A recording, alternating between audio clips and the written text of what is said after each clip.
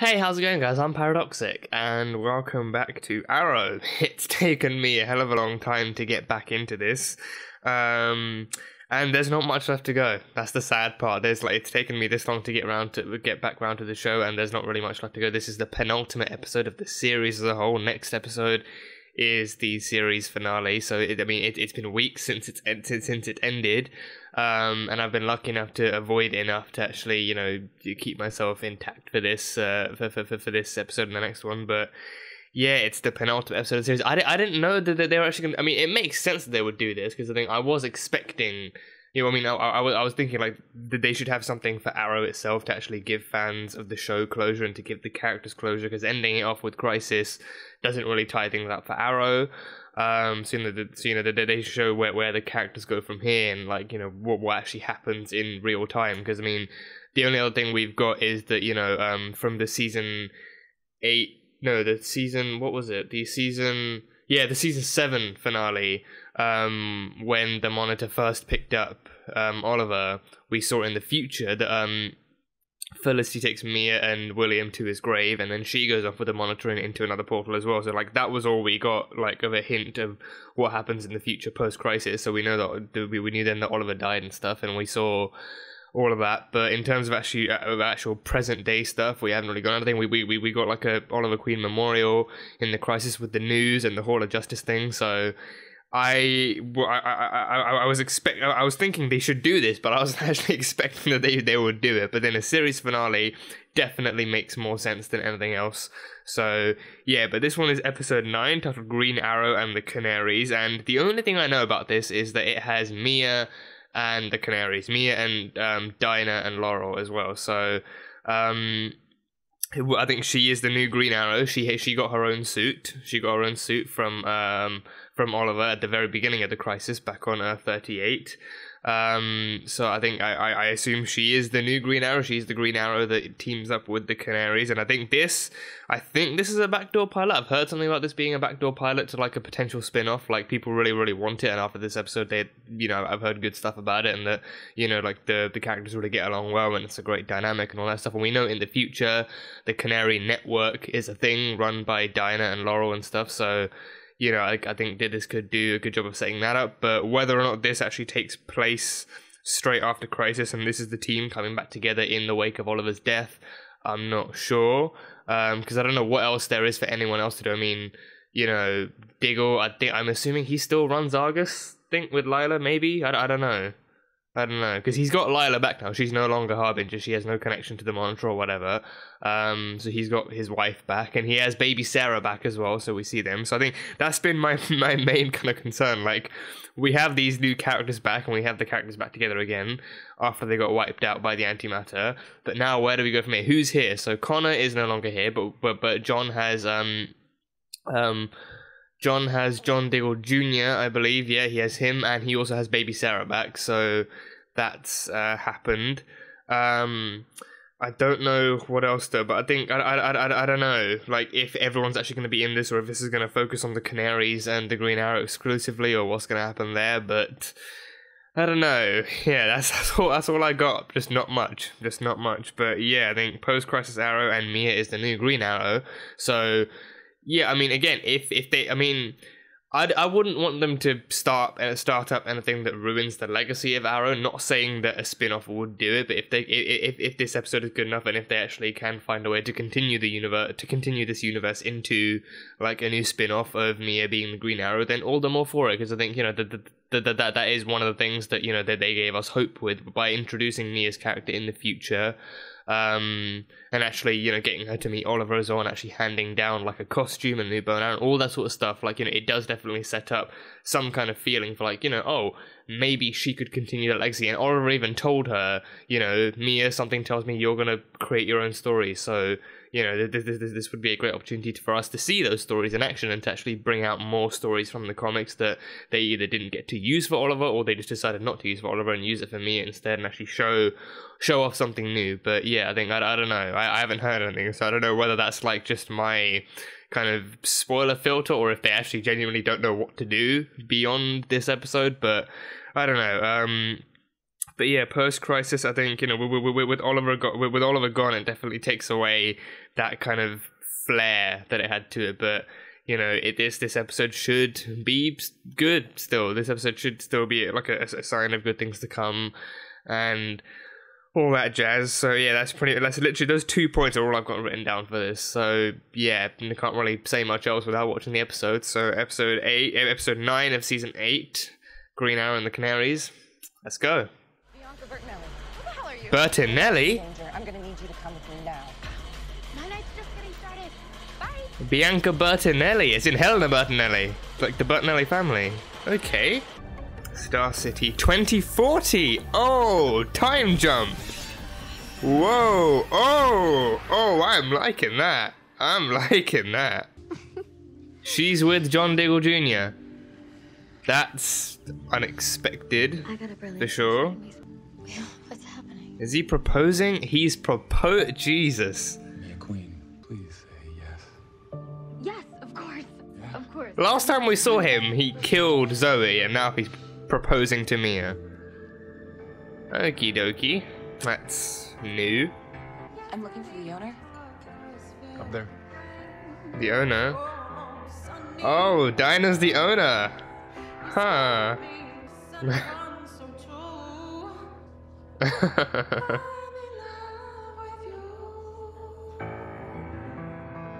Very nice. Very nice. I don't even exist. I'm sorry. How is that even possible? I don't know, but there is no trace of Don't the Drake or the Black Canary. What? Like, officially, like, paper-wise, like, materially, you still exist. Bianca Bertinelli's been abducted. Helena's daughter. Helena's daughter, I okay. don't want to hurt her. The city's safe. Doesn't stay that way. Because Apparently Bianca not. Bertinelli gets kidnapped? No, because she dies. She 3 died. days from now, her body is found in the bay. What would your dad think about your life choices? Oh, Jesus. Can I just say what an amazing William. I'm gonna make at your wedding? And Zoe! Chloe, hi. She's I alive! hope you don't mind me crashing. Great. Over. So good to see you. But where's Kevin?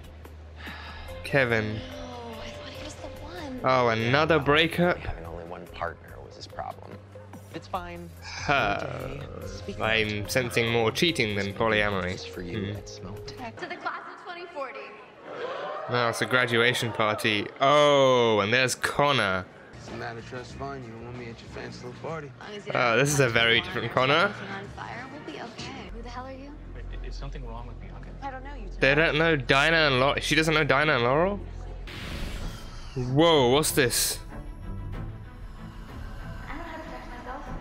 I'm sure that. Oh, is she getting memories back?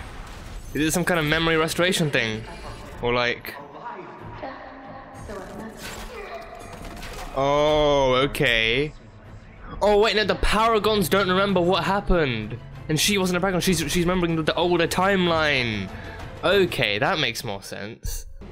Yeah, Connor. Zoe, And William.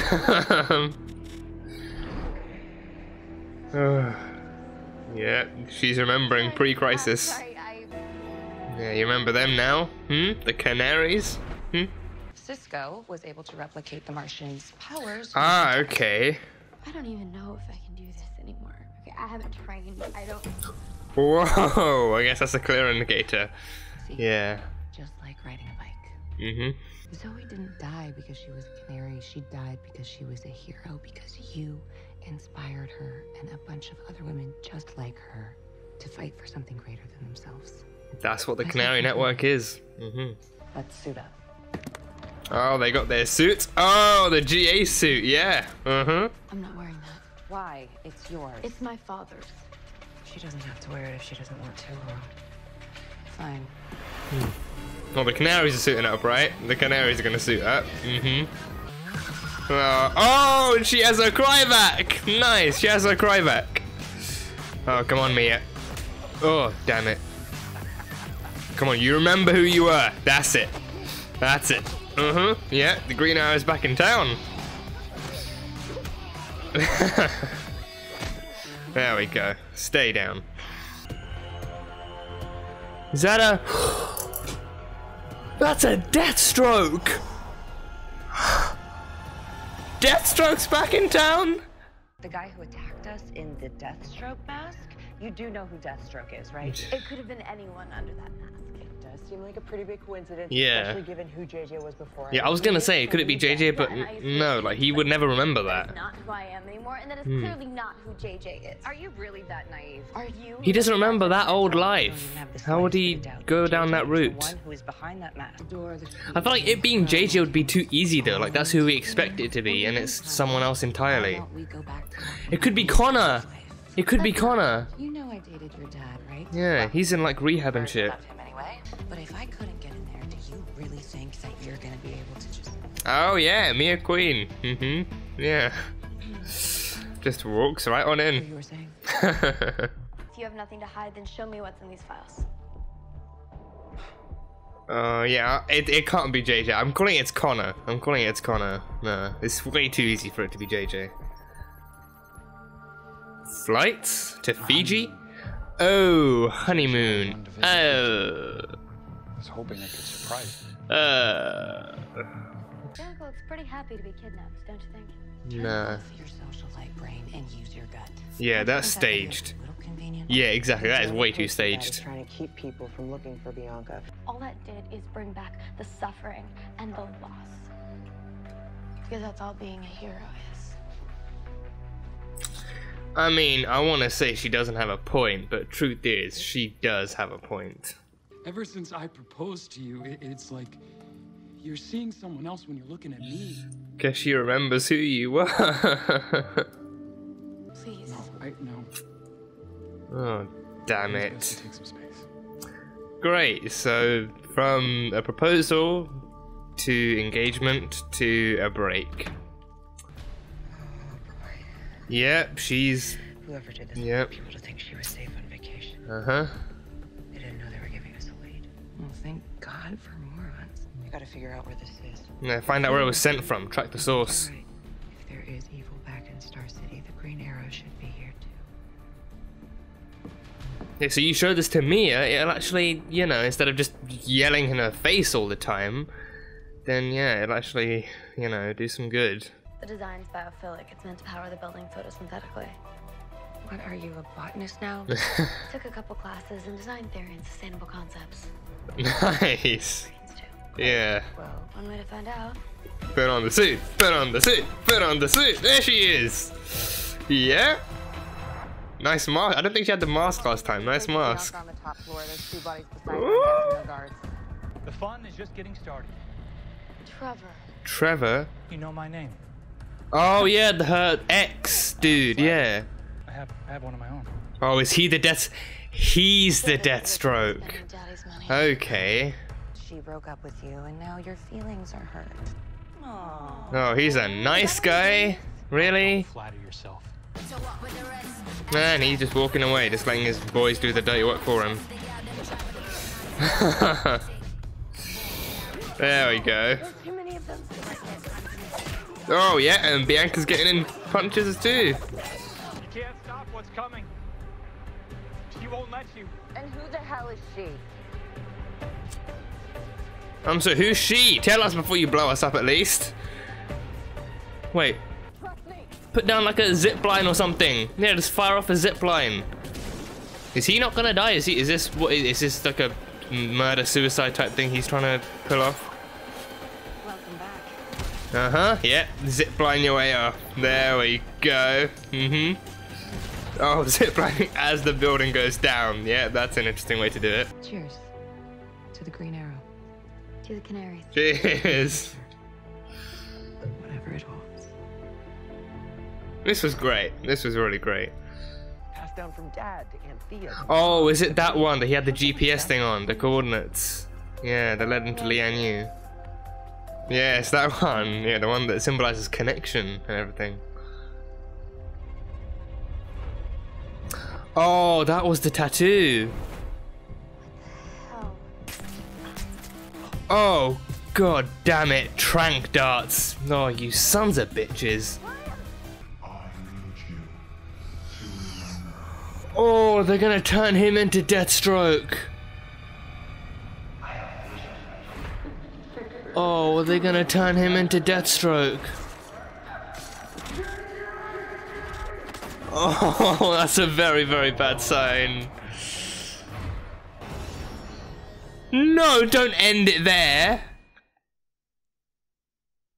Oh my god, they ended it there?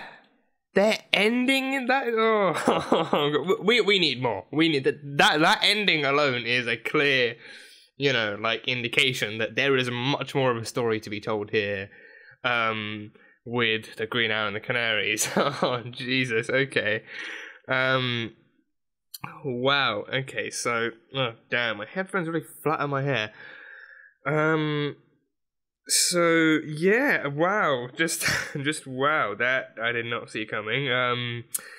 So yeah, I think I really love the dynamic the characters had in this. I think, you know, the way it starts off. So we have a time jump of 20 years, so from 2020 to 2040, and we don't really get. I mean, I feel like for a time jump like this, we don't really get enough. We don't get enough of what characters there are and where they are. Like, you know, I mean. The only older, like, not older, isn't older time-wise, not age-wise, but kind of age-wise, but anyway, the only, like, somewhat more original members of Team Arrow we have here are, Laurel and Dinah. They're the only ones we have. I thought we'd at least get. I mean, we've got a mention of Sarah. But I thought we'd at least get like a mention of like Diggle and Lila and like Renee. We've got a mention of Renee as well. He's the mayor, so that went through. He went through with that. Curtis, everyone else that was involved. But no. I think it is like for an episode that focused on the Green Arrow and the Canaries. It focused on the Green Arrow and the Canaries. So they did a good job there. For 20 years, Star City has supposedly been crime-free since Oliver's, you know, like, demise. And I think that one surprised me because I think, you know, like, you would think, I mean, on the one hand, you would think with the Green Arrow being around, then crime would be on the rise. But then it's like, it reminds me of, like, Vision's speech from Civil War. Like, you know, like, existence invites challenge incites conflict, and yada yada. So, like, the existence of vigilantes and superheroes would like, you know, invite more people to test out their abilities and test out their existence, and, you know, but with the demise of the Green Arrow, like, with the one vigilante willing to take the law into his own hands and all that, like, with that one person gone, you would think that would mean that more criminals come out of the shadows and actually take over Star City, but no, apparently the rebooted Arrowverse that Oliver kickstarted just has no concept of crime, apparently. But that all changed when Bianca Bertinelli, Helena's adopted daughter, was kidnapped. So I thought that meant we might see Helena back in some way. But no, we just find out that she had an adopted daughter, and Bianca was kidnapped after that. And I figured, I mean, it could have been the cousin who did it. Like, he might have some kind of grudge against her or something. Like, maybe, I think, you know, I mean, because even in the past, the Bertinellis were a crime family, and Helena became, I think, if my memory serves me correctly, I think Helena became the huntress to exact vengeance upon her father or something. Like, she had I think there was that story where she had like a fiance, and then her dad had him killed and stuff like that, so she wanted to exact vengeance upon him, but then she was taught how to be a vigilante by Oliver, and all that Shazam went down. But with this one, I figured, you know, oh, like, because Helena brought someone into the Bertinelli family from outside of the Bertinelli family, the cousin might hold some sort of grudge and have, I don't know, something going on there. So then he might try and do something, but no, he was, I don't even know if he was actually, I mean, from what we saw, he wasn't directly involved with it. He was just transporting some kind of green drug or chemical or something, and then the Deathstroke popped up. That one surprised me. Seeing the dude in the Deathstroke mask, I think, I'm not gonna lie, I mean, my initial reaction was, oh my god, the Deathstrokes are back, and then my second, like, mental kind of train of thought went, like, you know, who could it be? Okay, maybe it's JJ, but then I thought, no, because with this one, what they, like, with this story, what they took was that, you know, not only is this post-crisis, or, like, not only is this, like, years and years ahead of post-crisis, but it's also still sticking with that whole thing of, like, you know, only the Paragons, people who were instrumental to surviving and saving the multiverse from crisis were the ones who remember what happened, but the people in the rebooted universe who were non-Paragons don't remember jack shit. So John Jones, we saw him in Crisis. He went around restoring everyone's memories and you know, like telling them, informing them of what had happened. But then Cisco took it upon himself to replicate a ring, to create a ring to actually replicate his memory restoring powers, which I've just conveniently dubbed the Martian memory ring. I don't know what else to call it, but Cisco created that, and then Laurel had that, and so she used it to restore Mia's memory. So I think with this one, I think, you know, it's not just like a reboot of the universe, it's a reboot of people's lives, and I think they did a good job of they did a good job of showing exactly how Oliver would want Mia's reboot to go, that, you know, she's just like a normal girl living a normal life, and she doesn't have to partake in any of the superhero business. Like, you know, it's the one thing he doesn't want for her, because again, he of all people knows how traumatic and tragic this life can be, and exactly how much you can lose from it, even if you're trying to do the right thing, and especially because you're trying to do the right thing. So he never wanted that specifically for her. So then Laurel had that ring, and she went and restored her memory. So, but before that, like, her normal life consisted of her being in a relationship and then being engaged to JJ, which caught me by surprise. I mean, I saw, right, as the camera panned over her being in bed to her getting up and getting ready, I did definitely clock her looking over at the guy in bed. Did not really I didn't really consider who it was. I thought, oh, maybe it's just like a one-night stand or like a fling or something. Maybe she's a bit like her father. Maybe she's a bit of like a playboy or something. I don't know. Like, that just sounds really, really wrong. I want to take that back. But like, maybe it's just like a one-night stand. Maybe it's just a fling or something. Maybe she's leading like a bit of that life that her father led. But then the guy gets up and walks over to her at the dressing table, and then the guy is revealed to be none other than John Diggle Jr. That one surprised me, because I think the last time we saw him, he literally rammed his katana through Zoe's chest and, you know, made her choke to death on her own blood in Mia's arms, and then he was about to be killed by his adopted brother. So yes, it was kind of hard to like kind of let go of that and actually, you know, start looking at JJ as some kind of innocent guy and a good guy and stuff, and him being in a relationship with Mia as well. So that was definitely different. And she's leading her own life as well. Like, I think she graduated from college or whatever, and she took some she said she took some classes in like design and other stuff. So that was cool. She was, you know, she's a smart girl. She's leading her own life and all that kind of jazz. And then she went to the graduation party, and then William and Zoe were there. With Zoe is back to life, so, you know, Oliver brought Renee's daughter back to life. They weren't together though, but William was dealing with yet another breakup, and so they were just there as friends. So that was cool. But yeah, that was that. But yeah, I think it's just like a good, interesting way to actually reintroduce these characters to us and show us that they were trying to live good, normal lives in the wake of all of this. And I think they know that I think the only difference was they knew that he died saving the city. He gave his life to save the city, but they just don't know about the crisis. They don't know the exact circumstances, the details. They just see him as, you know, like the hero vigilante guy who gave his life to save Star City and all of this. Because as far as they know, Earth Prime has always been Earth Prime, and it's always had Freeland and National City and Central City and Star City and all these other cities. It's always been occupying the same space in the universe.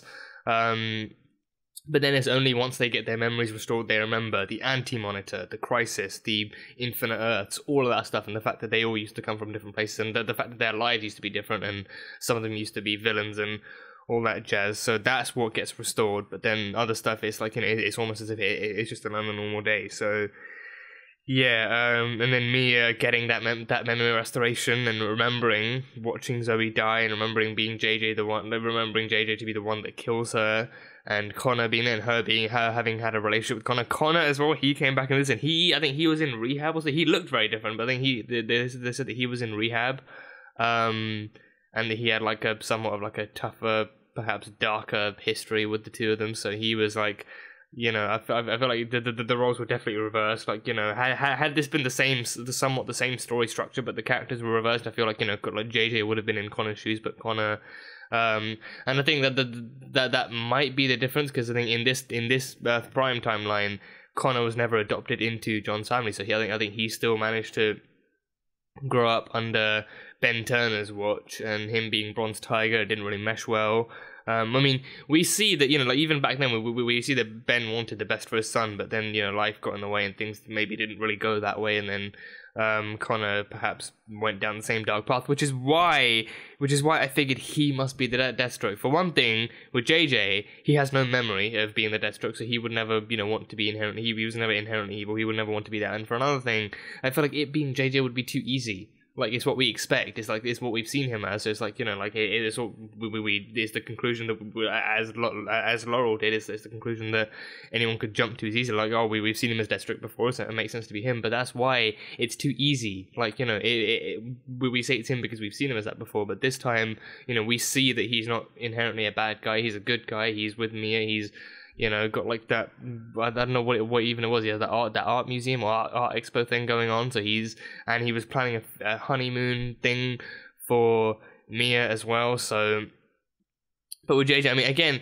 with Connor, again, I don't want to be judgmental, but the guy clearly went down a bad path, and he was in rehab, and, you know, he showed up gate crashing at the party, and he wasn't overly hostile, but he clearly just wasn't really in the mood for taking any shit. So, you know, he wasn't throwing glasses and punching people and throwing a scene or anything like that, but at the same time, it's like, you know, he wasn't there invited, we know that much, and he also just wasn't, like, you know, he just wasn't in the mood to be judged or anything like that. So I feel like it would be much more likely that he'd be susceptible to the Deathstroke route, but I'm glad that they didn't go down that path. He wasn't a Deathstroke. He wasn't like that much of a bad guy. He might have had issues, but he wasn't that bad of a guy to go around killing people or kidnapping them.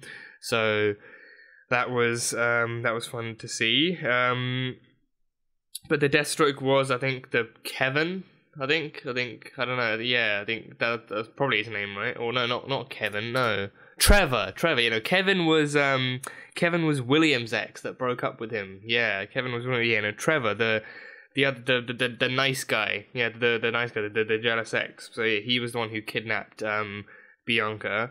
And he was the Deathstroke too. I mean, that one, I don't know. That one seems kind of underwhelming because he didn't really. I mean, besides from wearing the mask, he didn't really display any Deathstroke-y kind of traits. He didn't have the whole suit. He didn't even have a katana or anything. He didn't even fight them. He sent his boys after them, and then he just, you know, ditched it to the roof and then said, you know, oh, I'll blow up this building. Not even throwing a punch or a kick. I'll just choose the easy way. I'll just blow up this building they run on. So I'm assuming he's dead. That was like he had so much confidence that they would never be able to get off the roof, and the backup plan was to blow the building up, and he knew that he had so much confidence in the fact that in the idea that they would never get off, so he figured, you know what, might as well take myself out with them. So yeah, but yeah, he didn't wear the suit, didn't show anything like that. It was literally just a mask, and that was, I mean, to be fair, Deathstroke is such a intimidating character with the mask on that, you know, when you see it, you expect badassery and deadly tactics and threats and all that sort of stuff. So,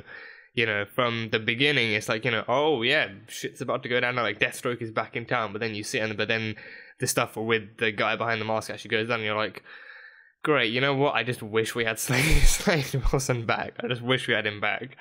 But yeah, the Deathstroke, I think in the end, they reminded JJ that he was Deathstroke. They reminded JJ that he was. They gave him his. They have. I think they probably stole it, but they have a copy of the ring too, and like the memories from John Jones' memory. So they reminded him of who he was, and he remembered being Deathstroke and killing Zoe and, you know, kicking the shit out of Mia. So that's definitely not something you want to have to deal with before the wedding, let alone the honeymoon. But yeah, but again, that ending as well, that definitely leads, like, you know, like, it definitely gives you an indication, like, I mean, for me personally, that ending makes me want to see more, because again, like, we were, like, the ending we got, like, it was William and Mia at the Green Arrow Monument, both of them being knocked out by tranq darts, but then the tattoo that Trevor had was the same symbols on that pet rock thing, that, like, we've seen passed down the Queen family. So there was that. So like, and then Trevor mentioned a she as well. Like she said, like he said, like she pulls the order. I don't know. He mentioned someone else like giving the orders, like a woman at the top of the food chain. So there's clearly someone else who's like calling the shots here. That Dinah and Laurel have yet to find out who it is and all that stuff. So all of these different things, all these different endings and clues, they lead us into a bigger story that would we can only hope it gets pulled off right. But even just without that alone, for me personally, I just enjoyed seeing Mia and Dinah and Laurel in this episode working together so well. I think it had a bit of a rocky road with like Laurel pushing Mia to be the Green Arrow, Mia not wanting that. And I think, if anything, I think it's understandable because that then shows like some sign of independence from Mia. Like instead of her, like it's not just the fact that she doesn't want to jump into the hero business because she saw what it did to her dad or her family. Like her dad died being a hero, making the sacrifice play.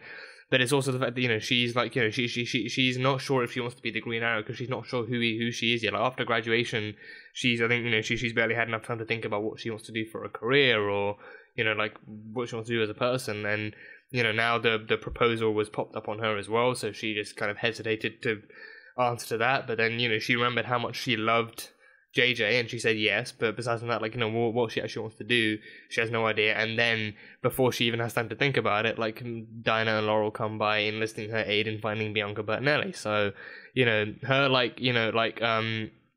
saying that stuff and being hesitant to jump back into this, not knowing if it's worth the risk, if it's actually something that she's able to do and able to uphold, because it's not just like this is a one-time thing and then she goes like she knows that if you go into this, you create more paths, you run into more problems, it eventually pulls you back in, even when no matter how hard you try and pull yourself out, it pulls you back in. So being able to uphold that stuff is an inevitability and it's something you need to be capable of. So her actually hesitating that and actually wondering what she wants to do with her own life, so shows like very clear signs of independence and actually being able to think for herself. So that kind of stuff, like her exploring herself as the Green Arrow and as Mia Smoke, is something that would definitely be like a worthy, like an enjoyable story to watch. And it's what we did with Oliver all these. I mean, granted, with Oliver we had the kind of added advantage of seeing flashbacks of how he went from Playboy Oliver Queen stranded on an island for 5 years, or the better part of 5 years, and then him, meeting all these people, making all these enemies, saving all these lives, and going through all these traumas. Through those flashbacks, we saw how he became the guy he was, but then even in the present day, he was coming back to Star City, he was making even more enemies, and all of this stuff unfolded, and it became this story of watching him grow as Oliver Queen and as the Green Arrow. So the same thing could very easily be done for Mia Smoke, and for one, I would love to watch it happen. I would love to watch it happen. So if the CW is planning that spin-off, Green Arrow and the Canaries, I'm here for it. You got my vote. You have definitely got my vote. And again, Dinah and Laurel get along so well. We've seen that in Arrow before. We've seen it now in this episode. They get along really well. And I think they just have that kind of girlfriends vibe about them. Like those two that just really, really get along well. And they're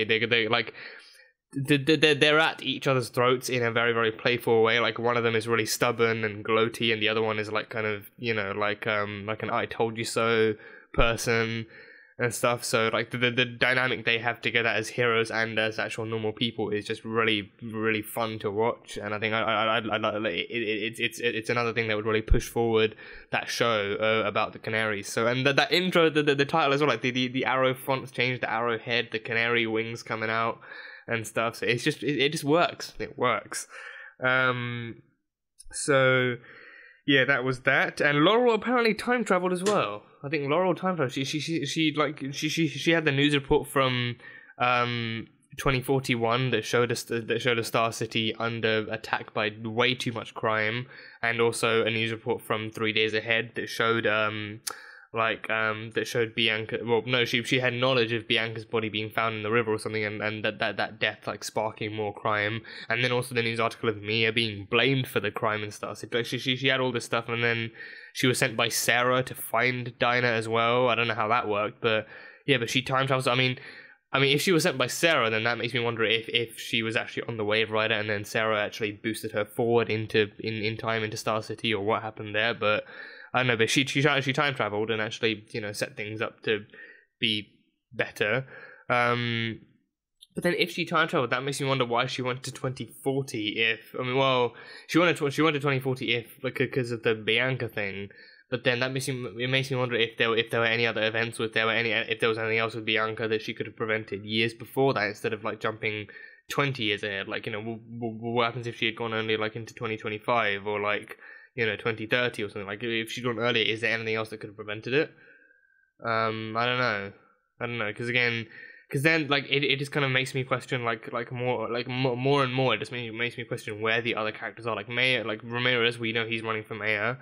Diggle, we don't know where he is. Lila, we don't know where she. I mean, obviously they want like the less people they pull back into this, the better, because again, you run the risk of more lives lost and more lives being meddled with. So Dinah, she's another Canary. She trusts her. Mia, she's the supposed carrier of the Green Arrow legacy, so she's the next one in line to pick up that mantle.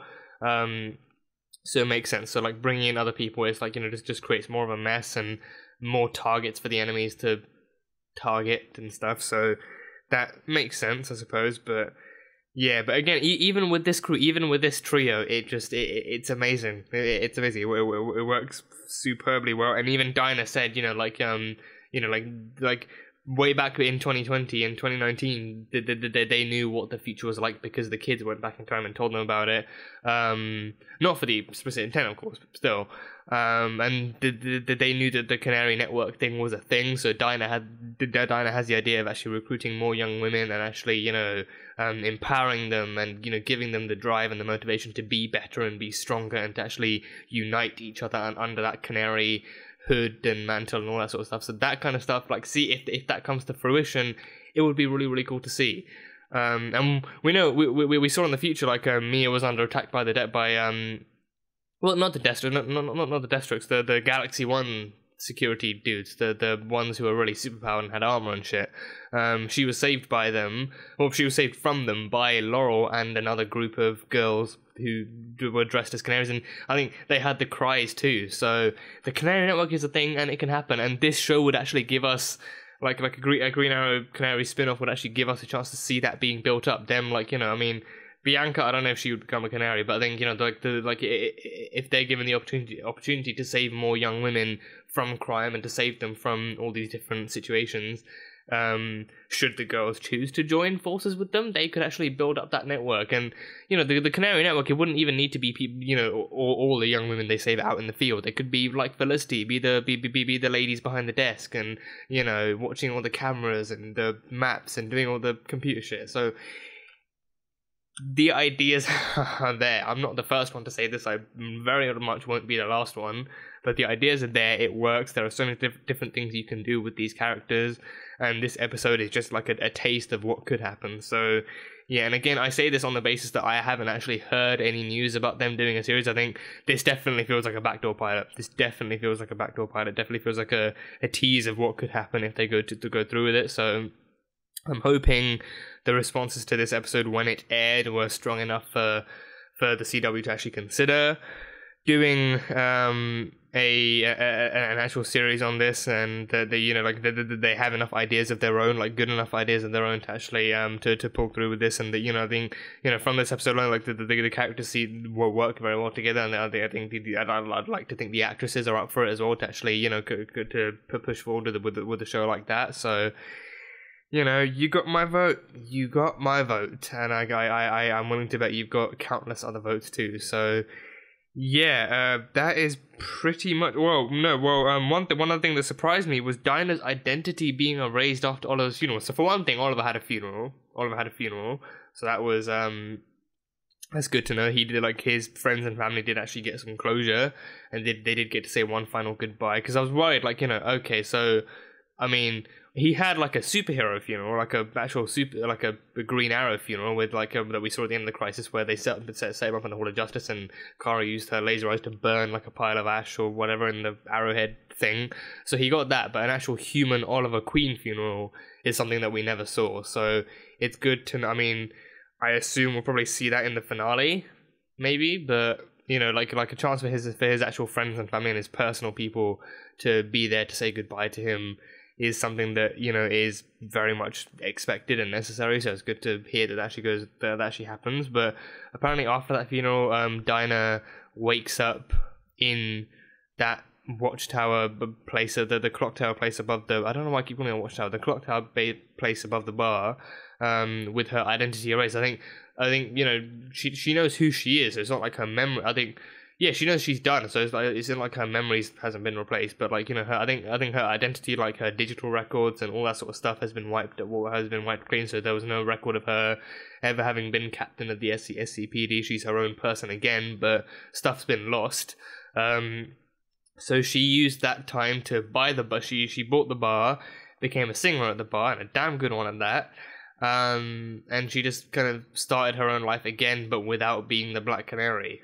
So yeah. So then now this episode again, we see her being pulled back into the fray too. She gets jumped back into the fray. And I think it was really cute seeing how she just like she was just happily singing along and playing the piano, and then as soon as she sees Laurel, it's like, oh shit, Laurel's there.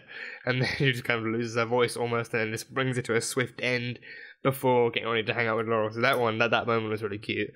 But yeah, that is definitely all I have from this episode. I loved it. Loved everything that went down. Loved the dynamic between the characters. They all got along really well. So I'm interested to see, you know, I think just leaving this episode as it is just a crime in itself, and not actually going forward with who the big bad is, what the conspiracy is, what the story is, who the enemies are, where these characters all end up.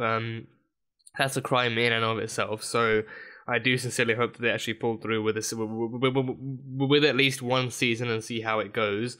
Because this alone, this doesn't disrespect Oliver's death in any way, like any way that I saw. It just shows that, you know, that they're respecting him, the sacrifice he made. But it shows that, you know, even with him gone, stuff can still happen that brings the darkness and the evil in the city back out, and brings the crime back out. So stuff doesn't always go to plan. But, you know, Oliver's sacrifice was like a safe world for all of his friends and family to live in, but it doesn't mean like a world free from any darkness whatsoever. Like, darkness still has a crime, evil, it all still has a mind of its own, and people will still, you know, go forth with that stuff. And even like, you know, the news article thing that Laurel brought forward, like Bianca's death sparks some new violence, and then 2041 crime reignites in Star City. So stuff can still go wrong, and the city still needs heroes to defend it. So yeah, and the monument they have is, you know, paying respect to Oliver's death and stuff like that. So yeah, it would be fun if they go through with this. Then it will be very, very fun to see it. So yeah, that is my reaction review to Green Arrow and the Canaries. It was a very, very fun episode. I'm looking forward to seeing how this all ends, because the next one is the finale, the series finale, the end of Arrow as a whole. So I'm hoping that we do at least get some news. Even if they're not going through with the show, I would still love to hear that they actually confirm this, instead of just saying silent on it and leaving people speculating. But regardless, I would very much look forward to this if it became a thing. But yeah, that is it. So that was Arrow season 8, episode 9, titled Green Arrow and the Canaries. So thank you guys so much for watching this video. If you guys enjoyed it, then salt and burn that like button. Comment on what you thought of the episode, and what you think is coming up next, and what you think the finale is going to be like, and what you would think of a Green Arrow and Canaries spin-off, and what you would expect from it, and what you'd like to see in it. And yeah, that's it. So I will see you guys next time.